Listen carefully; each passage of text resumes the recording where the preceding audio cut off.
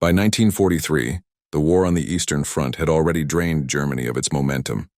The Wehrmacht, once unstoppable, now limped along vast distances, stretched thin across a line that ran from the frozen Baltic in the north to the Black Sea in the south. The devastating defeat at Stalingrad had shattered not just the German Sixth Army, but the aura of invincibility surrounding the German military machine. Army Group Center, stationed in Belarus, was still a formidable force on paper, but beneath the surface, it was riddled with overconfidence, exhaustion, and a critical underestimation of its opponent. The Soviet Union, meanwhile, had recovered. The Battle of Kursk in July 1943 had proven that the Red Army could not only hold but also counterattack with devastating effect. Field Marshal Zhukov and General Rokossovsky had orchestrated defensive and offensive operations with increasing sophistication, mastering the art of strategic deception, deep operations, and combined arms warfare. By mid-1944, the Soviets were ready to leverage these lessons into an offensive that would outmaneuver, overwhelm, and ultimately obliterate the Germans in Belarus. German intelligence painted an incomplete picture. Reports of Soviet troop movements were dismissed as exaggeration, feeding the German command's hubris. Hitler, stubborn and obsessed with control, refused to allow flexibility. Army Group Center, commanded by Field Marshal Ernst Busch and later General Walter Model, was tasked with holding a broad, thinly defended front. Divisions were under strength. Fuel shortages, logistical bottlenecks, and fatigued soldiers weakened what should have been a defensive bulwark. German generals, while wary, often misread the scale and sophistication of Soviet preparations. They relied heavily on static defenses and the assumption that the Soviets would attack piecemeal, not en masse. The Soviets, in contrast, had spent months preparing.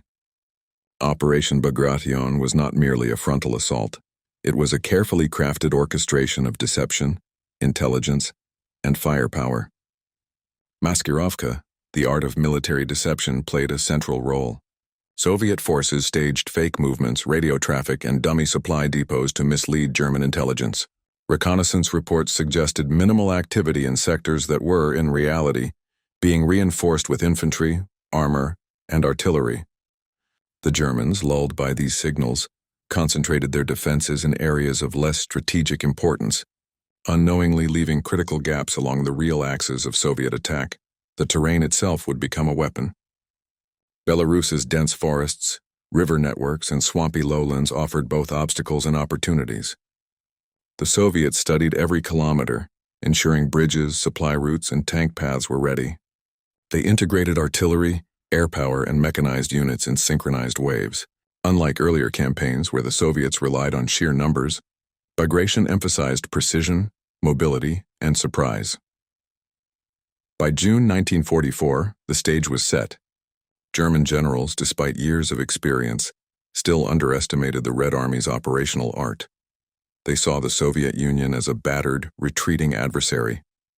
They laughed at reports of new tactics, believing that Soviet strategy remained crude and unimaginative. But beneath the misty forests of Belarus, the Soviets waited. Every cannon, every tank, and every soldier had been positioned for one purpose: to shatter Army Group Center and redefine the Eastern Front forever. The calm before the storm would not last. As the first artillery shells fell and the ground shook beneath advancing columns, the illusions of German superiority were about to be destroyed. The months leading to June 1944 were a quiet fury of preparation for the Soviets. While German command perceived only minor troop movements and routine training exercises, the Red Army was quietly assembling one of the largest offensives of the war.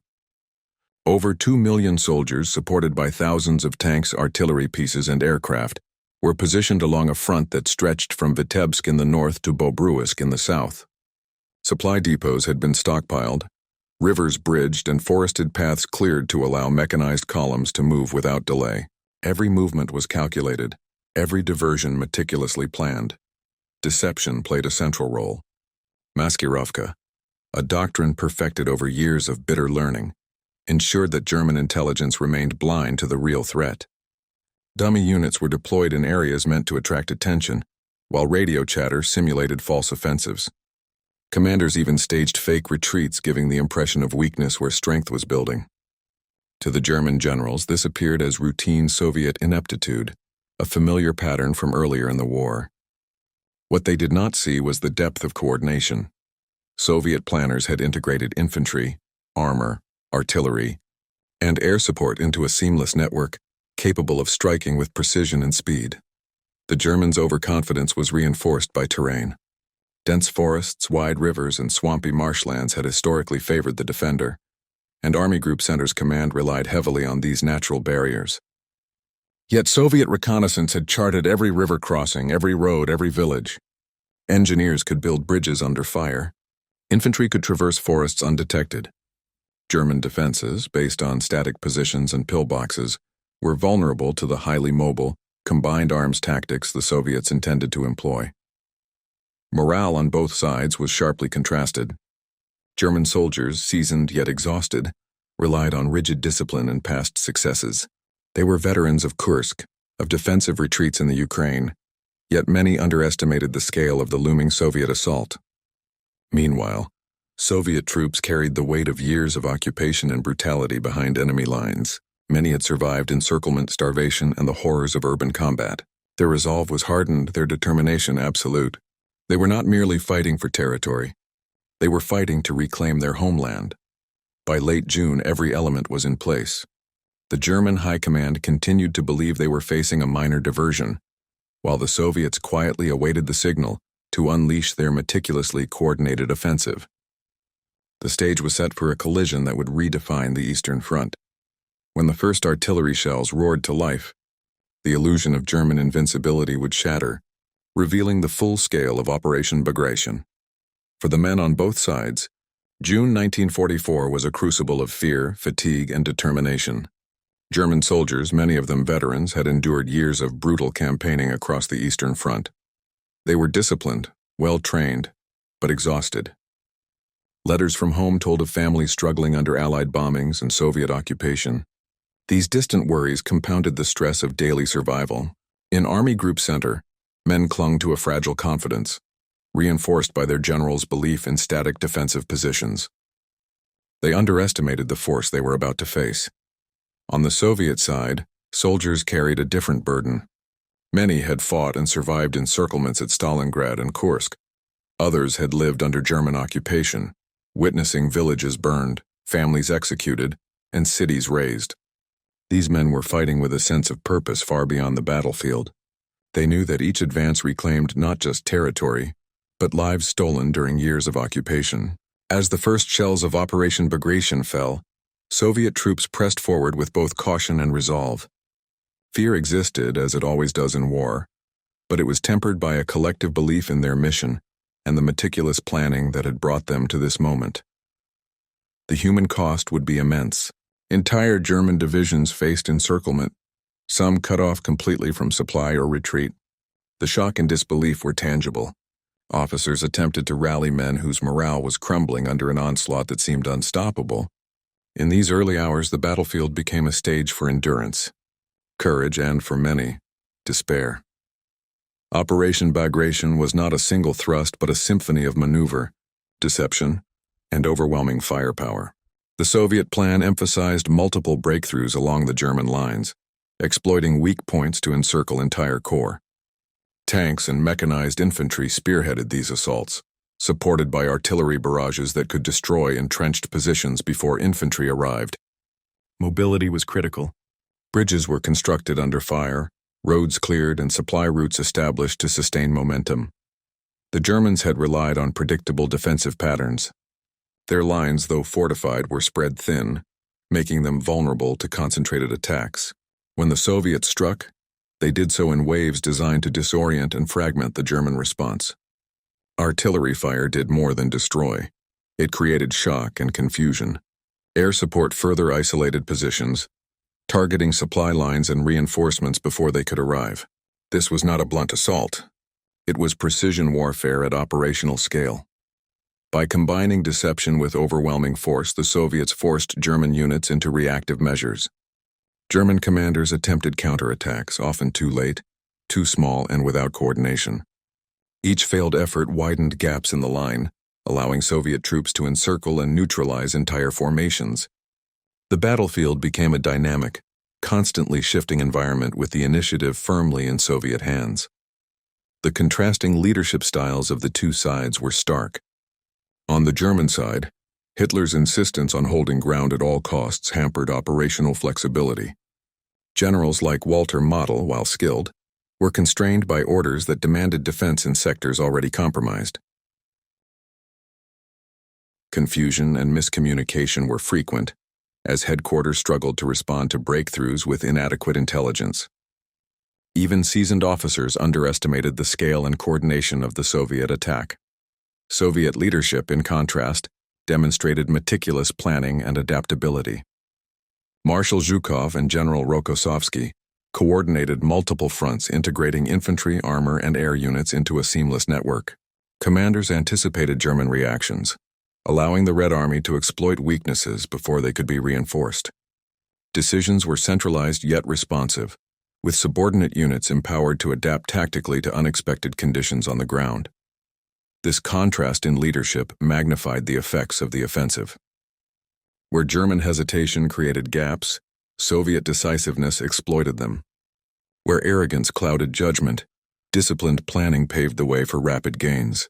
The battlefield became a reflection of command philosophies. One rigid, reactive, and overconfident. The other calculated, flexible, and relentless. Operation Bagration showcased the Red Army's mastery of combined arms technology. Artillery was the backbone of the offensive.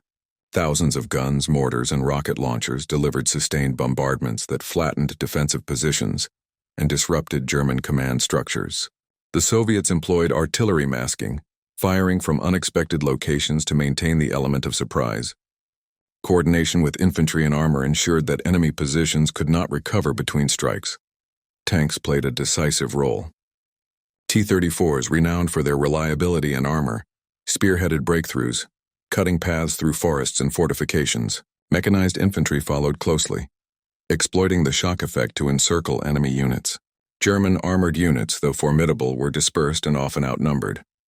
When combined with Soviet air superiority, these technological advantages magnified the operational impact, allowing rapid advances that shattered Army Group Center's defensive cohesion. Air power, too, was instrumental. The Soviet Air Force targeted German supply lines, artillery positions, and retreat routes. Close air support kept pressure on defenders, preventing them from regrouping. Communications technology, including improved radios and field coordination, enabled real-time responses, synchronizing movements across hundreds of kilometers of front.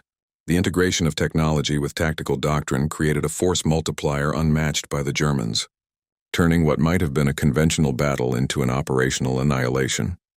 The psychological impact of Bagration on German troops and commanders cannot be overstated. Many units had expected a minor Soviet diversion. Instead, they faced a meticulously orchestrated offensive of staggering scale. Panic spread as positions collapsed faster than reinforcements could arrive.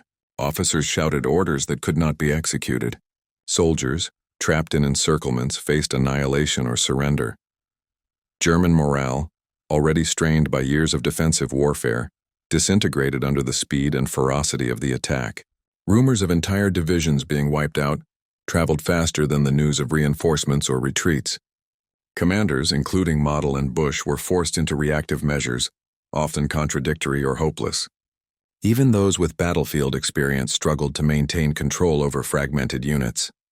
The collapse of morale mirrored the collapse of lines, creating a feedback loop that amplified Soviet success. This psychological shock extended beyond the military.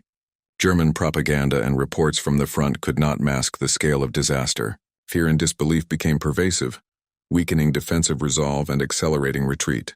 The Red Army's offensive was as much a mental and emotional assault as it was a physical one, breaking the German will alongside their formations. Belarusian civilians bore a tragic weight during Operation Bagration. The German occupation had been brutal. Villages burned, populations executed or deported, infrastructure destroyed. As the Red Army advanced, the front lines cut through towns, forests, and farms. Many civilians had already suffered years of violence and deprivation, and the offensive, while liberating, brought new destruction. Massive artillery barrages, aerial bombings, and rapid mechanized advances created chaos. Refugees fled in all directions, often into contested territory. Supply shortages and logistical breakdowns added to suffering. Yet amid devastation, there was a profound sense of liberation. Soviet troops, while fighting ruthlessly against German units, often attempted to restore order in recaptured areas. Civilians witnessed the collapse of a regime that had oppressed them for years. The moral complexity of Bagration is striking. Liberation came at immense cost, both for the soldiers fighting and the populations caught in between. It was a reminder that even the most precise military operations carry profound human consequences. Every kilometer gained was a story of survival, courage, and loss, creating a tapestry of human experience that mirrored the operational mastery of the Red Army. On the morning of June 22, 1944, the quiet forests of Belarus erupted into chaos. Operation Bagration began with an intensity that stunned even seasoned observers. From Vitebsk to Bobruisk, Soviet artillery unleashed a torrent of shells that tore through German defensive positions. The first wave was precise, systematic, and devastating. Trenches collapsed under the weight of sustained bombardment. Command posts were reduced to rubble, and communications lines severed. Within hours, the front lines of Army Group Center began to fracture. German units, initially confident, struggled to respond. Radio transmissions captured the confusion. Reports of missing divisions, cut off units, and destroyed supply lines filled the lines of command. Officers like Model and Bush attempted rapid countermeasures, ordering reserves to plug gaps and halt Soviet advances. Yet the speed and scale of the assault rendered these efforts almost meaningless. Entire regiments found themselves surrounded before reinforcements could arrive. Encirclement was no longer a theoretical threat. It became a deadly reality for tens of thousands of soldiers. The Soviet advance exploited every weakness with surgical precision. Tank brigades tore through forests, bypassing fortifications and cutting off retreat routes. Mechanized infantry followed, sealing pockets and preventing organized withdrawal. Artillery units, redeployed continuously, kept German positions under constant fire, while the Soviet Air Force strafed roads, bridges, and supply columns. The Germans were caught in a perfect storm of firepower, mobility, and strategy. By the third day, the encirclement of Vitebsk was nearly complete. German divisions trapped inside faced annihilation or surrender. Soviet troops pressed the advantage relentlessly, expanding breaches and linking advances across hundreds of kilometers. The coordination between fronts left German commanders with impossible choices: counterattack and risk total destruction, or retreat and abandon equipment and positions. Amid the chaos, individual acts of bravery and desperation emerged. German officers led small breakout attempts, sometimes successfully reaching friendly lines, but most ended in capture or death. Soviet soldiers, advancing through dense forests and rubble-strewn villages, faced pockets of resistance yet pressed forward relentlessly. Each kilometer gained was a testament to planning, discipline, and the unyielding momentum of Bagration. By the end of the first week, the scale of the disaster for Germany became undeniable. Army Group Center, once considered the backbone of the Eastern Front, had begun to dissolve under a torrent of operational precision it could neither anticipate nor contain. Command structures faltered, morale plummeted, and the illusion of control evaporated. The stage was set for the complete collapse of German defenses in Belarus, a turning point that would accelerate the Red Army's march toward Central Europe. By early July 1944, Operation Bagration had fully enveloped Army Group Center. The German front lines, once rigid and confident, had been shredded. The encirclement at Minsk became the focal point of the catastrophe. Over 100,000 German soldiers were trapped in a pocket with dwindling supplies, surrounded by Soviet forces that tightened the noose with relentless efficiency. Panicked calls for reinforcement went unanswered, as German command struggled to grasp the scale of the disaster. Soviet forces executed a textbook operational encirclement. Rokossovsky's 1st Belarusian Front advanced from the north, while Zhukov's 2nd Belarusian Front pressed from the east and south. Mechanized units cut off escape routes, while infantry and artillery sealed villages and forest corridors. German units attempting to break out were met with concentrated fire, tanks, and airstrikes. Roads became graveyards of abandoned vehicles and equipment. By July 3rd, Minsk had fallen, and the surviving German forces were either captured or annihilated. Meanwhile, Army Group Center's southern flank near Bobruisk faced a similar fate. Encirclements formed faster than German command could react, swallowing entire divisions. Units that attempted withdrawal faced chaos on roads congested with retreating soldiers and destroyed vehicles. Air attacks disrupted organized movement, and artillery bombardments cut off last-minute reinforcements. Even elite divisions, including panzer units, were overwhelmed by sheer numbers and the relentless pace of the Soviet advance. The speed of the operation magnified its psychological impact. German soldiers, shocked by the rapid collapse of defensive lines, struggled to maintain discipline. Officers could issue orders, but fragmented communication networks and the relentless pressure of Soviet attacks rendered them largely ineffective. Entire divisions ceased to exist as organized entities. Reports from commanders painted a grim picture. Units encircled, supplies exhausted, morale shattered.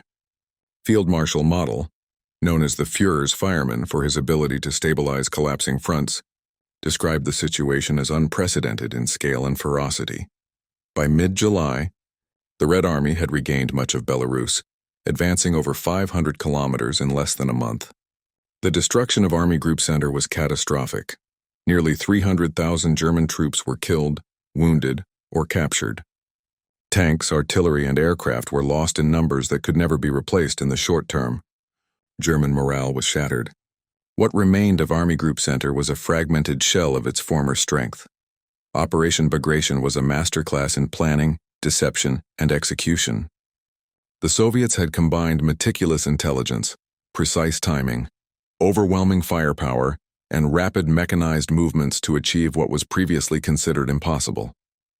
German forces, arrogant and unprepared, were annihilated not merely by strength but by a coordination and strategy they had failed to anticipate. The Eastern Front, long a stalemate of attrition and brutal defense, had shifted irrevocably. The path to Berlin, once distant and fraught with stalemate, now lay open, and the collapse of German defenses foreshadowed the final chapters of the war in Europe. The immediate consequences of Operation Bagration were staggering. German Army Group Center, once the linchpin of Hitler's Eastern Front, had been decimated. By August 1944, estimates suggest that more than 300,000 German soldiers were killed, wounded, or captured. Tanks, artillery, and other heavy equipment were lost in numbers that the Wehrmacht could not replace. Entire divisions ceased to exist as organized formations, leaving gaps in the front that could not be filled. The scale of the defeat sent shockwaves through the German high command, shattering illusions of control and superiority. Minsk, a major strategic hub, fell quickly, liberating tens of thousands of civilians and cutting off key German supply lines. The collapse of Army Group Center created a vacuum across Belarus, enabling the Red Army to advance rapidly westward. Cities and towns once occupied by the Germans were reclaimed in quick succession, and the liberation of territory was accompanied by the restoration of Soviet administrative control. For the first time since the early days of the German invasion, the Soviets were not merely defending, they were dictating the pace and direction of the campaign. The scale of destruction was compounded by the thoroughness of Soviet operational execution. German defensive positions constructed over years were overrun with speed and efficiency. Trenches, bunkers, and fortifications that were considered impregnable were either destroyed by artillery or bypassed by mechanized units. Communication networks collapsed, leaving German units isolated and disoriented. Commanders attempted piecemeal counterattacks, but these efforts were largely futile in the face of coordinated Soviet advances. The psychological impact on German forces was profound. Soldiers who had survived the Eastern Front's brutal winters and the grinding attrition of earlier campaigns were confronted with an enemy capable of orchestrating destruction on an unprecedented scale. Morale disintegrated in many units, with reports of surrender becoming increasingly common. Officers, from junior lieutenants to field marshal model, struggled to maintain cohesion as rapid advances and encirclements rendered centralized command largely ineffective. Meanwhile, the Soviets consolidated their gains with precision. Supply lines were established to support forward-moving units, bridges repaired, and roads cleared to maintain operational momentum. Commanders like Zhukov and Rokossovsky ensured that victories were not isolated but interconnected. allowing multiple fronts to advance in synchrony. The success of Bagration was as much a logistical triumph as it was a tactical one. The immediate aftermath also set the stage for future operations. With Army Group Center shattered, the Germans were forced into a defensive posture across Poland and the Baltic states. The collapse of their central forces opened pathways for Soviet advances toward Warsaw, East Prussia, and ultimately Berlin. The Eastern Front, which had long been characterized by stalemate and attrition, had transformed into a theater of decisive Soviet initiative. The long-term consequences of Operation Bagration reshaped the course of the Eastern Front and the broader trajectory of World War II. The destruction of Army Group Center was more than a tactical defeat. It was a strategic collapse. With nearly a third of its forces destroyed, the German military could no longer mount effective large-scale defenses in the east. The front lines were pushed hundreds of kilometers westward, leaving Germany's eastern territories increasingly vulnerable. Strategically, Bagration forced the Wehrmacht into a reactive posture. German high command was compelled to divert units from other fronts to plug gaps, weakening defenses elsewhere. The speed and efficiency of the Soviet advance created logistical nightmares, forcing the Germans to abandon critical equipment, vehicles, and fortifications. Supplies that had taken months to accumulate were lost in days. The loss of experienced troops and seasoned officers compounded the crisis. Replacements were often poorly trained, inexperienced, and unable to maintain cohesion under pressure. The psychological and moral impact on German leadership was equally severe. Hitler's generals, many of whom had laughed at Soviet tactics prior to the offensive, faced a reality they could no longer ignore. Confidence gave way to desperation. Model, Bush, and others realized that the Red Army was no longer the beleaguered force they had assumed. It was a well-coordinated, innovative, and relentless opponent. The arrogance that had dominated German strategic thinking was replaced with caution, fear, and a mounting sense of inevitability. For the Soviets, Bagration was a demonstration of operational mastery and logistical sophistication. It validated the use of deception, coordination, and rapid mechanized maneuvers as decisive tools in modern warfare. Soviet planners had shown that carefully orchestrated operations could annihilate entrenched forces, reclaim territory, and shift the momentum of an entire theater. The morale boost for the Red Army was enormous. Troops, many of whom had endured years of brutal combat, now pressed forward with confidence, knowing that the strategies employed by their leaders could achieve victory on a massive scale. Historians consider Operation Bagration a turning point on the Eastern Front. The offensive not only destroyed one of Germany's most important army groups but also accelerated the collapse of German resistance in Eastern Europe. It directly influenced subsequent campaigns, including the liberation of Warsaw, the encirclement of East Prussia, and the final push toward Berlin. The scale, planning, and execution of Bagration remain studied as a benchmark in operational-level warfare, showcasing the destructive power of coordination, timing, and overwhelming force. Yet the victory came at a profound human cost. Hundreds of thousands of soldiers perished, and countless civilians were caught in the crossfire. Entire regions were devastated by artillery, airstrikes, and the movement of mechanized forces. The Soviet advance, while liberating, also brought destruction and displacement. The ethical and humanitarian consequences of such operations remain a solemn reminder of the price of strategic brilliance. Operation Bagration reshaped Europe. It broke the German Eastern Front, emboldened Soviet advances, and changed the perception of military might in World War II. From the ruins of Belarus, a path was opened, one that would lead inexorably toward the heart of Germany and the end of Hitler's regime. Operation Bagration stands as one of history's most devastating and brilliantly executed offensives. It was not merely a battle of soldiers and weapons, but a collision of strategy, psychology, and human endurance. German generals who had once scoffed at Soviet tactics were forced to confront the consequences of underestimation, arrogance, and rigid command. Their laughter turned to disbelief as the Red Army demonstrated the full scope of operational art: deception, coordination, and relentless momentum. The victory was total, yet costly. Entire landscapes were scarred, cities and villages reduced to rubble, and countless lives, soldiers and civilians alike, were lost. Yet within this destruction lay a profound lesson about the nature of warfare. Success is rarely about strength alone. It is intelligence, preparation, adaptability, and the human will to endure that determine the outcome. The Red Army had combined all of these elements with precision, turning years of experience, sacrifice, and suffering into a decisive triumph. Operation Bagration also reshaped the course of the war. By annihilating Army Group Center, the Soviets opened a pathway into Central Europe, hastening the collapse of the Third Reich. It demonstrated the power of initiative and the dangers of underestimating an opponent. The Eastern Front, long defined by attrition and defensive stalemates, had been transformed into a theater of relentless advance, signaling the inevitability of Germany's defeat. Beyond strategy and tactics, Bagration serves as a human story. It is the tale of soldiers who pressed forward despite exhaustion, of civilians caught in the currents of history, and of leaders whose decisions rippled through countless lives. It reminds us that warfare is both an art and a tragedy, where brilliance and horror exist side by side.